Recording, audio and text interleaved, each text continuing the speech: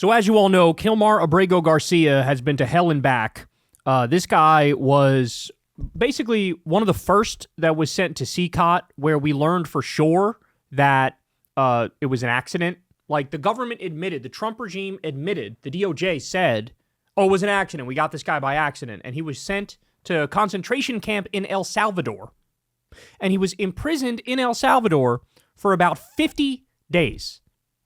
And we'll get to what happened to him when he was there in a minute. But since then, they've been basically trying to cover for the fact that they're absolute degenerate criminals. I'm talking about the Trump regime here.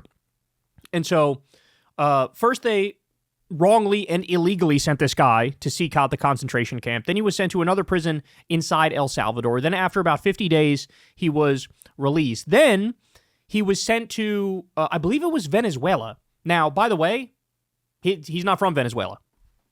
They just sent him to Venezuela, right? And so since then, we now have video of him reuniting with his family. And I know this part of the story feels good, but hold your horses because it's about to take another very dark turn. But here we go. So this is from 7 News DC. Kilmar Abrego Garcia was freed from Putnam County Jail and reunited with his family on Friday night. Abrego Garcia saw his family in person for the first time in more than 160 days after he was taken into custody by ICE and sent to CCOT in El Salvador. So here's the video of him reuniting.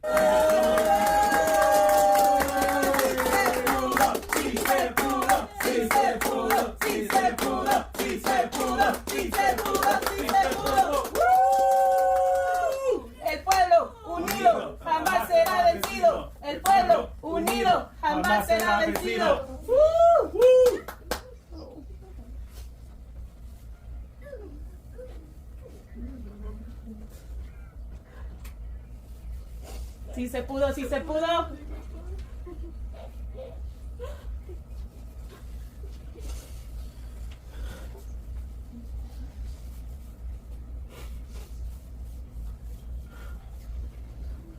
So a lot of tears. This guy's been a hell and back, bro. He's been a hell and back. While he was in CCOT, he faced severe beatings, including being kicked and struck with batons, resulting in a whole bunch of bruises and lumps. He was forced to kneel for 9 hours a night, with guards beating you if you fell over from exhaustion. So it was severe sleep deprivation torture. It was psychological torture, including threats of being placed with gang members who would tear him apart. It was inadequate nutrition. He lost 31 pounds in 2 weeks. He was denied bathroom access, causing him to soil himself. He was stripped naked, his head was shaved, and he was humiliated when they brought him into the prison. And this is just him. There's other stories like Andres, the gay Venezuelan makeup artist, who was raped while he was at CCOT. Just horrible, horrible, horrible stuff. All of this completely illegal, completely unconstitutional. The fact that the Trump regime sent this guy to a fucking concentration camp overseas. I mean, we need new Nuremberg trials, and people need to go to prison over this. They need to go to prison. But let me give you some more. So this was the brief good news here. Here he is reuniting with his family, but guess what? Trump's DHS reveals shocking new deportation plan for Kilmar Abrego Garcia. So what they're trying to do, y'all, they're trying to charge him. They mucked up this bogus charge of human trafficking. And they said, oh yeah, he's engaged in human trafficking. It's ironic because that's like literally exactly what they are doing, that they are trafficking humans. And of course, Trump's best buddy Epstein trafficked humans. So they're mucking up this fake charge. And they go, okay, if you accept it, we can make a deal. We'll send you to a prison in Costa Rica, which is nicer, and then you could be out in however much time. And he goes, I'm not accepting that. I'm not human trafficking. Why would I accept that? And they go, okay, so then here's what we're going to do in response. Ready? I'll walk you through it. The Trump administration is planning once again to deport El Salvadoran immigrant Kilmar Abrego Garcia, this time to Africa. According to a new memo submitted by the Justice Department to Abrego Garcia's counsel, pursuant to the court order issued in blah, blah, blah, blah, blah, please let this email serve as notice that DHS may remove your client, Kilmar Abrego Garcia, to Uganda no earlier than 72 hours from now. They're trying to send his ass to Uganda. Has he ever been to Uganda? No. Is he planning on ever going to? No. He's got no business in Africa, no business in Uganda, But they want to ship him there now. Why? Because he's rejecting their bogus, completely and utterly made-up charge of human trafficking, and they know that he humiliated them, so they're trying to make up for it. They're trying to continue to make his life a living hell because his very existence humiliated them and exposed how massively incompetent these fascist buffoons are. Now, by the way, I'll show you this. This is what they posted.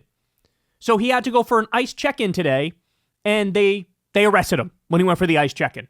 They arrested him.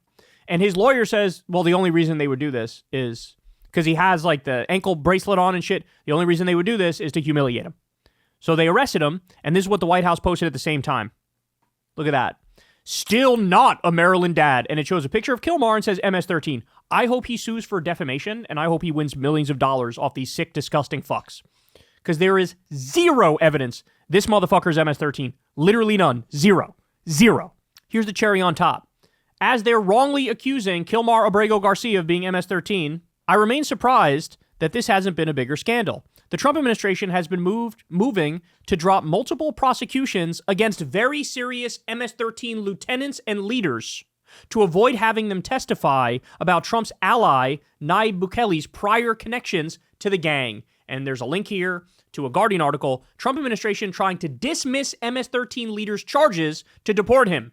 Critics and defendants' legal team accuse U.S. president of trying to do favor for Salvadorian leader. So you're cutting sweetheart deals and going easy on MS-13 at the same time you are wrongly accusing Kilmar Abrego Garcia of being MS-13. And it's just too perfect, isn't it? Because at the same time they whine and bitch about violent crime, what did Trump do? He pardoned 1,200 January 6ers, including hundreds of them that were violent, hundreds of them that assaulted cops. That's what he did. Freedom anyway. So I don't want to hear another fucking word about violent crime. This is all horseshit. All of it is horseshit. And again, we can kiss the idea of law and order goodbye if people don't face consequences for what's been done to Kilmar Abrego Garcia. And he's just one. You know, I say this all the time, but the 288 people who were sent to the concentration camp in El Salvador, spare a thought for them.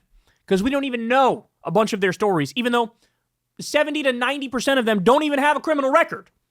They don't even have a criminal record. So there's like, you know, over 200 Kilmar Abrego Garcias that are there. And a lot of them, we don't even know their fucking names. So this is how depraved and disgusting this regime is. This is how depraved they are. Meanwhile, Trump's out there literally today. He said, some people say they want a dictator. Openly flirting with dictatorship. As he tries to pretend like immigrants are the problem in this country. No, motherfucker, you're the problem in this country. It's not immigrants. It's not the fucking day laborer in the Home Depot parking lot trying to, for $100 a day, gonna fix up anything you want about your fucking house. Is the nanny the problem? The nanny who's looking after your fucking snot-nosed, bratty-ass kids? They're the problem? No, you're the fucking problem. God damn it. These fascists gotta go, man. They gotta go. It's incredibly disturbing. But free Kilmar Abrego Garcia, free all these people who've been wrongly sent to these concentration camps. It's an absolute outrage. And it's disgusting that this isn't talked about with this kind of urgency that it deserves. Hey y'all, do me a favor and like and subscribe. It helps out big time in the algorithm. Click the bell as well for notifications when videos drop. And watch that video on screen right now. You know you want to.